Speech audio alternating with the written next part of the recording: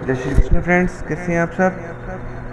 तो आज हम श्लोक नंबर 35 इसका उच्चारण करने जा रहे हैं। भगवान जी अभी बात जो चल रही है, भगवान जी अर्जुन जी को युद्ध ना करने से क्या क्या हानि हो सकती है उसके बारे में उसको बता रहे हैं अर्जुन जी को। पिछले श्लोक में भगवान जी ने बताया था कि अकीर्तिम चापि भूतानि खतिष्यन्ति तेव्याम संभवावितस्य चाकीर्ति मरणादति इच्यते। भगवान जी ने उसको बोला था कि सभी प्राणी जो हैं वो तेरी इस अपकीर्ति का गायन चिरकाल तक करेंगे, और एक जो सम्मानित पुरुष होता है, एक जो प्रज्ञावान पुरुष होता है, एक जो जिस पुरुष की ख्याति होती है, उस पुरुष के लिए ऐसी अपकीर्ति जो है वो मृत्यु से भी बढ़कर दुखदायी है ना। तो चलिए इस श्लोक में भगवान जी अपनी बात भी आगे बताते हुए क्या कह रहे हैं कि यदि युद्ध नहीं करेगा तो क्या होएगा। चलिए पहले श्लोक का गायन करते हैं। भयात् द्रणादुपरन्तं मन्स्यन्ते त्वां महारथा। भयात् त्रणात् उपरन्तं मन्स्यन्ते त्वां महारथा।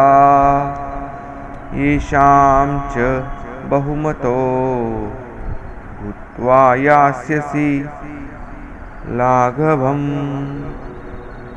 तो क्या क्या भगवान जी ने इसमें अब इसको अर्जुन जी को भगवान जी बोले कि हे अर्जुन, भयात् त्रणात्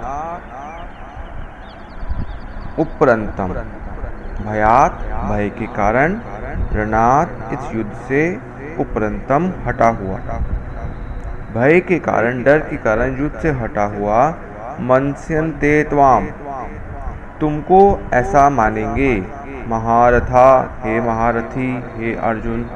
तो साथ साथ भगवान जी देखिए उनको महारथी कह बोल रहे हैं कि जो भी महारथी हैं, जितने भी महान लोग हैं, वो सब तेरे को इस युद्ध से भय के कारण हटा हुआ ऐसा मानेंगे। ये शाम च त्वम बहुमतो, ये शाम जिनकी धारणा में च तुम बहुमतो, तुम बहुमान्य हो चुके हो, बहुत कीमती हो चुके हो, बहुत इंटेलिजेंट हो, तुम्हारी एक छवि बनी हुई है।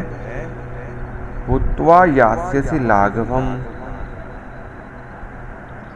उनकी नज़रों में तुम भूत्वा उनकी दृष्टि में लाघवम यास्यसि, एक लघुता को, एक तुच्छता को, एक निम्नता को प्राप्त हो जाओगे।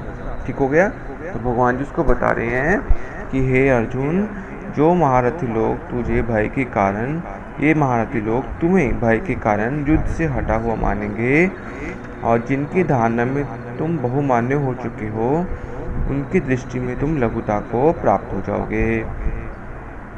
ठीक हो गया। तो अर्जुन देखिए, अर्जुन एक बहुत बड़े महारथी थे, और कौरवों पे उनका बहुत बड़ा छाप था।